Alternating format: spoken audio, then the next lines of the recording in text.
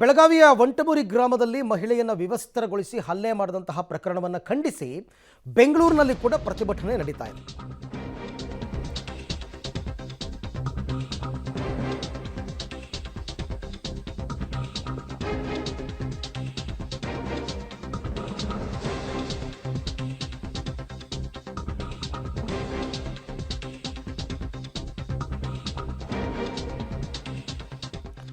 ಈ ಪ್ರಕರಣಕ್ಕೆ ಸಂಬಂಧಪಟ್ಟಂತೆ ಗೃಹ ಸಚಿವ ಪರಮೇಶ್ವರ್ ಅವರ ನಿವಾಸಕ್ಕೆ ಮುತ್ತಿಗೆ ಹಾಕೋದಕ್ಕೆ ಬಿಜೆಪಿ ಮಹಿಳಾ ಮೋರ್ಚಾದವರು ಪ್ರಯತ್ನ ಪಟ್ಟಿದ್ದಾರೆ.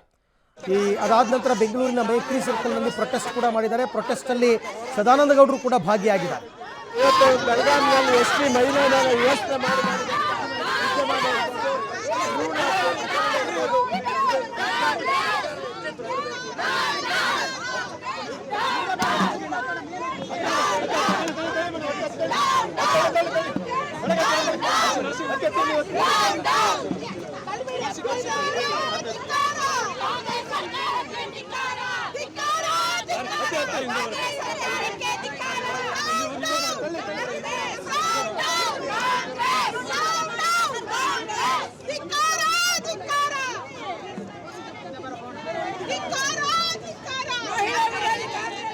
ಇದು ಬೆಂಗಳೂರಿನ ಮೇಕ್ರಿ ಸರ್ಕಲ್ ಬಳಿ ನಡೆದಿರತಕ್ಕಂಥ ಪ್ರೊಟೆಸ್ಟ್.